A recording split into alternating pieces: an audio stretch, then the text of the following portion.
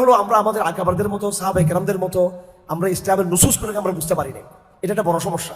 2 নম্বরে যা যতটুকু বুঝে আসছে আমাদের ওলামায়ে কেরামদের, এটার উপর আমাদের ইস্তেকামত নাই। আমরা তৌহিদকে একবার বুঝছি, বুঝার পরে শিরিক আমরা বুঝি, ঈমান ভঙ্গের কারণ আমরা বুঝি, আবার পারিপার্শ্বিকের মধ্যে আমরা আবার আপোষ করে ফেলি। এখানে একটা নেফাক দ্বারা আমরা আক্রান্ত হয়ে পড়ি, বা আমরা ঈমানের দুর্বলতা নিয়ে আক্রান্ত হয়ে পড়ি। হাদিসের ভাষায় যেটা আছে ওয়াহান। তো প্রথম তো হচ্ছে নুসুস না বুঝা। আমি যখন কারাগারে ছিলাম তখন হেফাজত ইসলামের সমস্ত একদম সুপ্রিম লিডারশিপ তরুণ যারা আমরা সবাই একসাথে ছিলাম। তা আমার একটা স্বপ্ন ছিল যে আমরা তো টুডে টুমরো আমরা বের হবো কারাগার থেকে। 21 সালে আমরা সবাই ঢুকলাম কারাগারে, হয়তো 22 সালে বের হবো, 23 সালে বের হবো। আমাদের মধ্যে একটা আলোচনা চলতো যে আমরা 24 সাল আগে বের হতে পারবো না, হাসিনা আমাদেরকে নির্বাচন পর্যন্ত ছাড়বে না।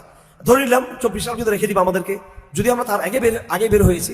সেখানে আমার একটা ইয়ে ছিল যে আমরা যারা কারাগারে ঢুকেছি, যে আমরা অন্তত বসে কোরআন সুন্নাহকে সামনে রেখে এবং বর্তমান যে রাজনীতির অবস্থা এবং জিও পলিটিক্স সবটাকে সামনে রেখে আমরা একটা সিদ্ধান্ত পৌঁছি। আমরা 8-10 জন 15 জন যারা আছি, আমরা যখন একটা সিদ্ধান্ত নিয়ে কারাগার থেকে একসাথে বের হবো, পুরো জাতিকে একটা ভালো একটা নেতৃত্ব আমরা দিতে পারবো। আমি দুঃখজনকভাবে আপনাদেরকে বলতে চাই, আমরা কারাগারের সব লিডারশিপ একসাথে ছিলাম, কিন্তু আমরা ঐক্য মতে আমরা পৌঁছতে পারি না কেউ। আমরা এটা আমি বলে দিচ্ছি স্পষ্টভাবে। এটা এমনকি আমাদের পরস্পর বসার মধ্যে আগ্রহ ছিল না অনেকের মধ্যে। অথচ একটা গুড চান্স ছিল, একটা গোল্ডেন সুযোগ ছিল আমাদের কারাগারের আধ্যাত্মিক পরিবেশে, নির্জন পরিবেশে আগামী বাংলাদেশে প্ল্যানিং করার একটা পরিবেশ ছিল। না হয় আজকে এনসিপি দের হাতে নেতৃত্ব যাওয়ার কথা না, বা এইভাবে বিএনপি বা অন্যান্য ইসলামিক দলগুলো যে স্বপ্ন দেখতেছে গণতান্ত্রিক ফ্রেমের মধ্যে, এটা হবার কথা ছিল না। বাংলাদেশকে আমরা অন্যদিকে নিয়ে যেতে পারতাম, আমরা পারতাম, হেফাজতের লোকরাই পারতাম। সেটা হয় নাই। কেন হয় নাই? আমি লক্ষ্য করলাম যে এই সবাই সাময়িক একটা কৌশল বা সাময়িক একটা নিরাপত্তা চায় সবাই। কিছু মনে করবেন না, আমার জেল থেকে বের হতে হবে এবং বের হয়ে আমাকে নিরাপদ থাকতে হবে এবং আমাকে যেন জঙ্গি না বলে, এরকম একটা ভাব। অথবা শর্টকাট যেন আমরা ক্ষমতায় পৌঁছতে পারি, মানে সবসময় একটা এই বাহ্যিক বস্তুবাদী একটা স্বার্থ আমাদের মধ্যে মনস্তাত্ত্বিক ভাবে আমাদের মধ্যে কাজ করছে। আমরা নুসুসকে যদি সামনে রেখে যদি আমরা আগাই, আমার ভাই হাসান সাকিব যেটা বলতেছিল, অথরিটি, এই যে একটা কথা জমা কায়েম করা, এটা হবে না কেন আমাদের মধ্যে? এইটা আমরা নুসুস থেকে আমরা বুঝতে পারি না। আমরা মনে করি যে দল গঠন করা এটা বড় কাজ, ইসলামিক কাজ বলে।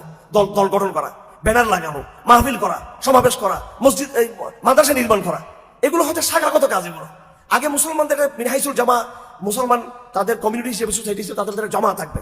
তারপরে সে জমার আওতায়, সে অথরিটির আওতায়, সে উলির আবার অথরিটির আওতায় বাংলাদেশে এত হাজার মাহফিল হবে, এত শত শত মাদ্রাসা হবে, মিছিল হবে, প্রশাসনকে প্রস্তাব দেওয়া হবে।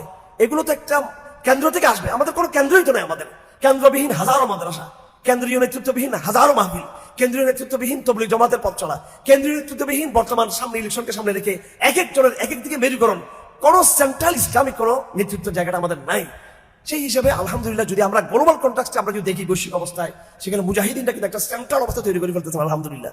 আপনারা দেখতেছেন, আপনি তালেবানকে কি মনে করছেন, কোথায় গিয়ে দাঁড়িয়েছে? আগামী 10 বছর পরে কোথায় গিয়ে দাঁড়াবে আপনি কি একটু খেয়াল করুন। এটা আমরা মানি বা না মানি, কোথায় গিয়ে তারা দাঁড়াবে? ইনশাআল্লাহ আজিজ সুম্মা ইনশাআল্লাহ ন্যূনতম বাংলাদেশে আমরা হয়তো জিহাদ করতেছি না, কিন্তু আমরা দাওয়াতি জায়গা থেকে, অ্যাঙ্গেল থেকে আমাদের বিশুদ্ধবাদী যারা আমরা আছি, একটা প্ল্যাটফর্ম জায়গা আমাদের সৃষ্টি হওয়া দরকার।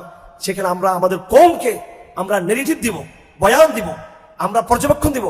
যাদের বুঝে আসবে বুঝে আসবে, যাদের বুঝে আসবে বুঝে আসবে না, যাদের বুঝে আসবে সব আমরা ইলহাক বিল কাফালা, আমরা সবাই কাফালাবদ্ধ হব।